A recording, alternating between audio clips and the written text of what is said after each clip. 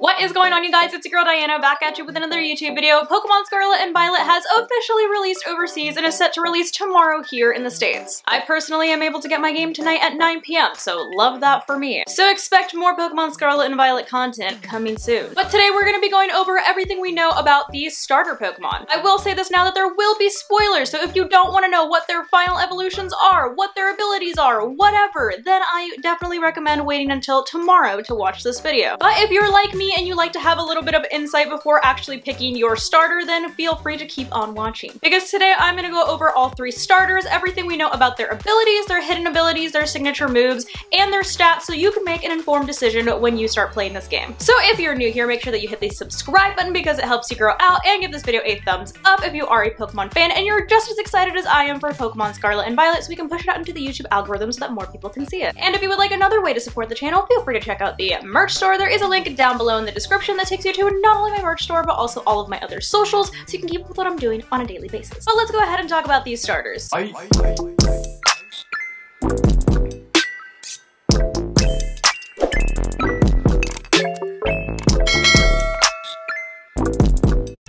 Everyone is familiar with Sprigatito, Fuecoco, and Quaxly at this point. I'm gonna go ahead and start this little deep dive off with Sprigatito because it's my starter of choice, so I'm a little biased. So in its base form, Sprigatito is a pure grass type with the ability Overgrow. It's got an HP stat of 40, attack stat of 61, defense stat of 54, special attack of 45, special defense of 45, and speed of 65. Sprigatito then evolves into Floragato, which translates to Flower Cat, and if anybody had any hope of Sprigatito staying a quadruped, just abandon all hope now because its second stage is bipedal and so is its final stage. But Floragato does have a really cool flower yo-yo, so I will say that. Honestly, I'm kind of a fan of its middle stage evolution. I think it looks pretty cool. But Floragato has an HP stat of 61, attack stat of 80, defense stat of 63, special attack of 60, special defense of 63, and speed stat of 83. Floragato then evolves into its final stage called Meowscarada. Meowscarada is a dual type. It's a grass dark type with an HP stat of 76, attack stat of 110, defense stat of 70, special attack of 81, special defense of 70, and a speed stat of 123. Now when it comes to Meowscarada, honestly I like the design. It does look like a magician or like a court jester, something of the sort. I get the concept. I don't really have a lot of complaints about the design. I know some people will have differing opinions, but my big complaint, or not really complaint, but my big concern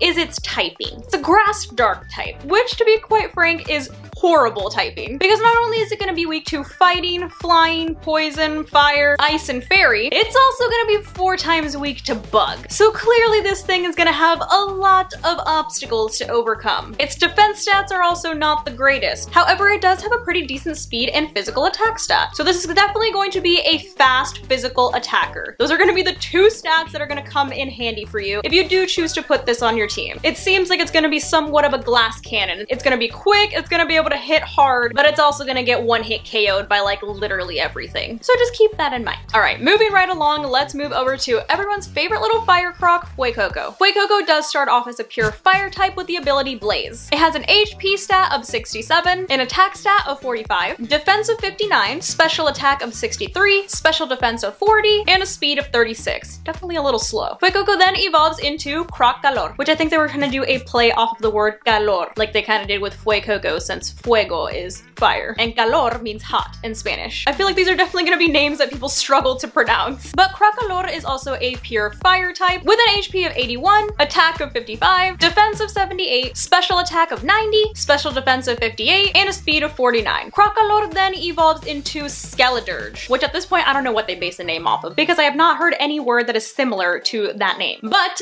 Skeleturge does become a fire ghost type, which is honestly one of my favorite typings because of Chandelure. It has an HP stat of 104, an attack stat of 75, defense of 100, special attack of 110, special defense of 75, and a speed of 66. So this thing is god-awful slow. Its typing is very useful. I mean, it's gonna be a lot more useful than Meowscarada's, that's for sure. But it's clear that if you like to build a stall type team, that this might be the starter for you. Skeleturge is super slow, but he is bulky and he does have a decent special attack stat. So he does have the ability to hit pretty hard, and its bulky. It's just gonna be that speed stat that you're really gonna have to strategize around. But its main weaknesses are gonna be ground, rock, ghost, water, and dark. So it's definitely gonna be a lot easier to find a place for Skeleturge on your team. Lastly, we have Quaxly. That kind of rhymed, wow. Quaxly, of course, is going to be a pure water type with the ability Torrent. It has an HP stat of 55, an attack stat of 65, defense of 45, special attack of 50, special defense of 45, and a speed of 50. Quaxly then evolves into Quaxwell, which stays a pure water type as well, with an HP stat of 70, an attack stat of 85, defense of 65, special attack of 65, special defense of 60, and a speed of 65. Quaxwell then evolves into Quaqueball, which reminds me a lot of Water Blaziken. Or if you have seen actual clips of this thing running around, it reminds me of Captain Jack Sparrow. But it looks like it's mostly based off of a carnival dancer, which you know is the girls with the big feathers on their costumes that dance around and look all cute. Yeah, that's what he's based off of. But Quaqueball does have a dual typing of water and fighting, so it literally is kind of like a Water Blaziken. It has an HP stat of 85, an attack stat of 120, defense of 80, special attack of 85, special defense of 75, and a speed of 85. Quaqueball does seem like it is going to be the most well-rounded out of the three. It is a little bit slower than most people would like it to be, but there's definitely ways to work around that and improve on that. Not to mention, obviously, it is a physical attacker with an attack stat of 120. It is weak to flying, grass, electric, psychic, and fairy, so nothing too crazy on that end. So that's the basic overview of their stats and what you'd be working with if you were to put them on your team. However, some of the coolest features about the starter is their signature moves and their hidden abilities, which of course hidden abilities will not be available until later on, but it's always good to have them in the back of your mind. So starting off with Meowscarada, its signature move is called Flower Trick that has a power of 70, but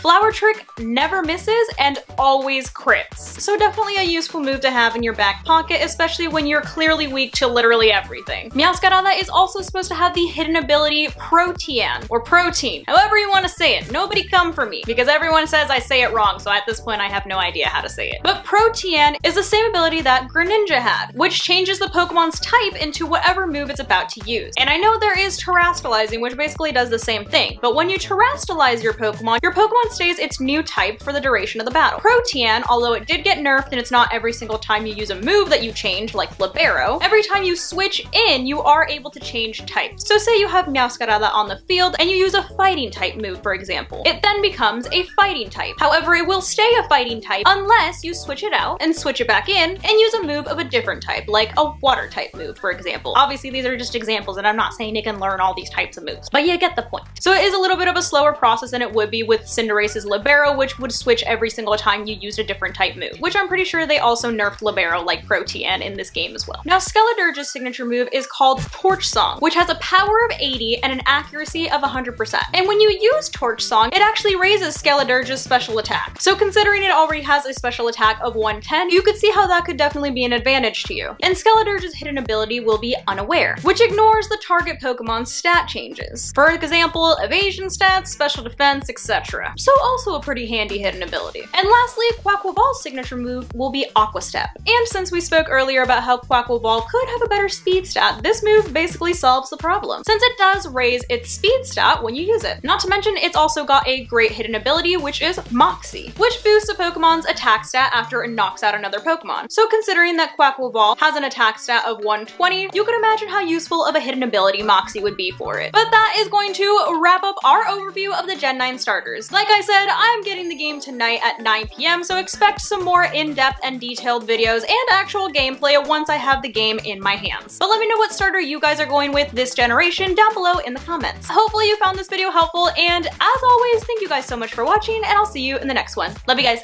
Bye!